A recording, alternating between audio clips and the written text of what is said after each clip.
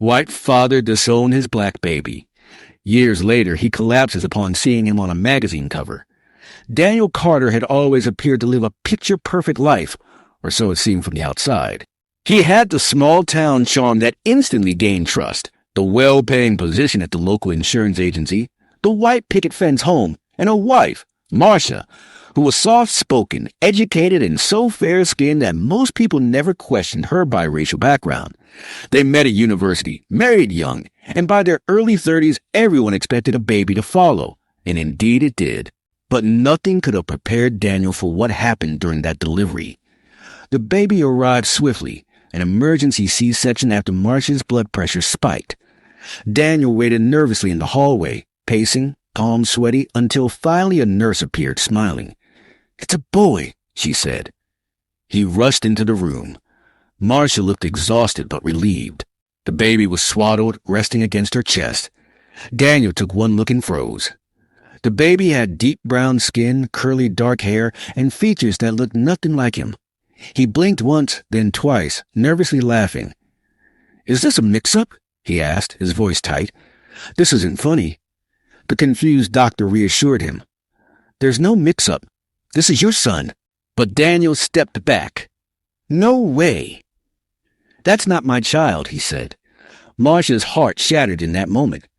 "I told you my grandfather was Nigerian," she whispered softly. "I never hid that. We talked about it. You said it didn't matter." Daniel's face twisted. "Yeah, but I didn't think it would come out like this. This isn't just a hint of heritage, Marca. People will think you—" He didn't finish the sentence. He didn't need to. The room fell silent, apart from the gentle cooing of baby, unaware that his father was already turning his back on him. Daniel didn't stay that night.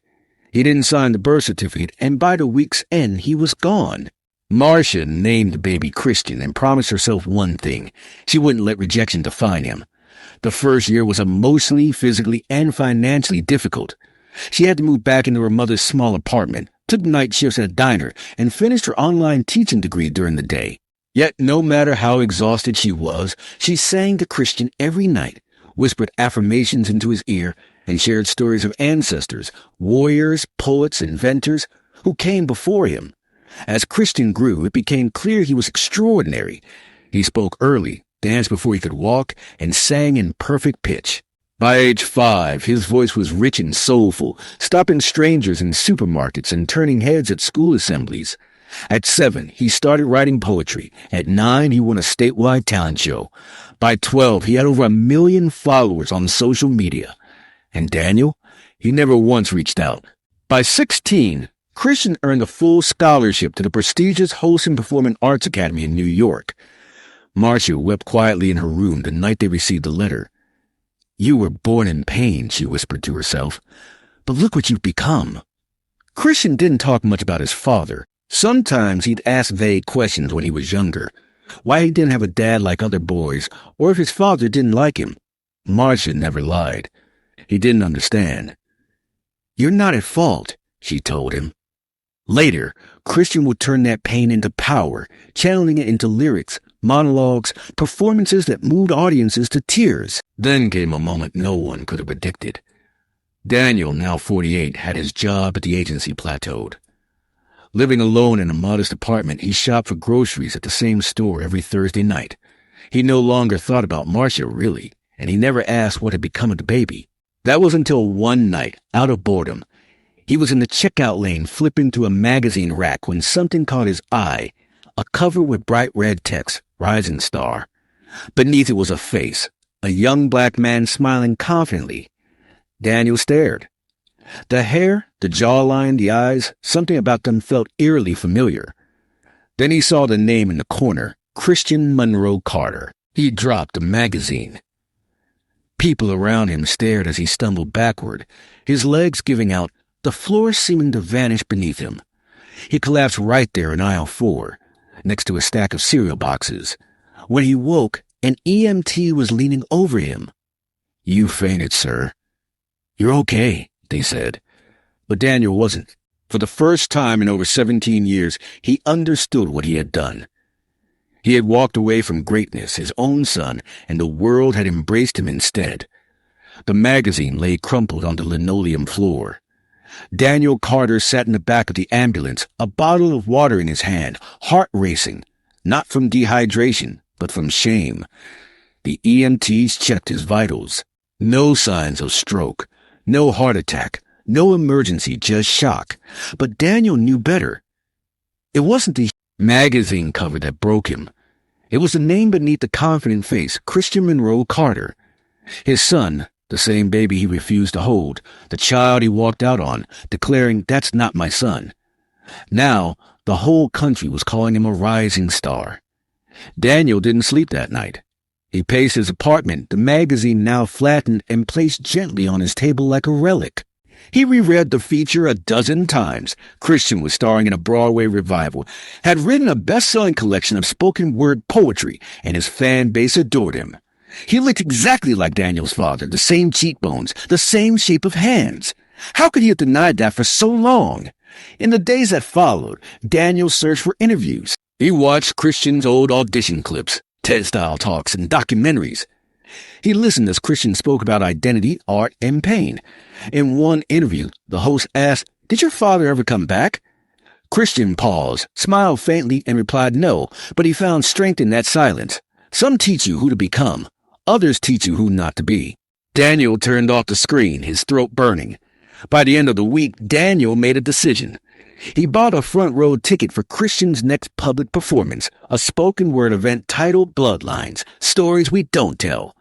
He arrived early, dressed in a freshly ironed shirt, palms damp, heart pounding like a drum. People poured in, laughing, greeting each other. Daniel sat silently, eyes fixed on the stage. Then he walked out, Christian, in a tailored blazer, holding the mic as if it belonged to him. The crowd roared, and then Christian began. "I was born into a silence thick enough to drown in. My mother, lion-hearted, breathed life into lungs that the world called wrong. My father," Christian said, blinking once. He said nothing, walked out, and I rose. The crowd erupted in applause. Daniel felt slapped. This wasn't just a performance. It was a confession, a monument built from the rubble of what he had left behind. After the show, Daniel waited near the exit, gripping the folded magazine as if it could shield him from the past. The crowd spilled out. Some recognized Christian and asked for autographs. Cameras flashed. Then he saw him, taller in person, glowing with a presence too large for the hallway. Daniel stepped forward. "Christian," he said, voice cracking. Christian turned, surprised, their eyes meeting. A silence stretched between them. Not the hope-filled kind, but the heavy kind, like stone. "Do I know you?" Christian asked softly. Daniel swallowed. I'm your father." The words hit like a thud against concrete. Christian nodded slowly, then looked at the magazine in Daniel's hand. "I figured this would happen one day," he said. "After the applause got loud enough, I made a mistake." Daniel stammered. "I was scared. I didn't understand. But I see you now. I want to—" Christian raised his hand, stopping him. "No," Christian said. "That little boy you walked away from? He was angry. He cried for you. Wondered what he did wrong." His eyes glistened, not with softness, but with the weight of growth. "He grew up. He became me. And I learned to let go of ghosts." Daniel opened his mouth, desperate. "Please, just let me try," he pleaded. But Christian's voice sharpened. "You had a chance to be my father. You buried it." Daniel stepped back, chest hollow. Christian didn't shout or curse. He simply said, "Some men only show up after the fireworks, but I was the match. I burned alone." With that, he turned and walked away, shoulders squared, head held high. Daniel stood frozen in the corridor, the magazine still clenched in his hand, watching the son he never knew disappear into a sea of flashing lights and strangers, people who loved him better. That night, Daniel returned home and placed the magazine on the shelf. He sat on his couch, no music, no TV, just silence. But this time, it wasn't thick with pride or certainty. It was filled with the sound of a door that would never open again. If you enjoyed this story, don't forget to give it a thumbs up and hit that subscribe button for more emotional, dramatic, and unexpected tales. And let us know in the comments, where in the world are you watching from? We love hearing from all of you. Until next time, stay kind, stay curious, and keep watching.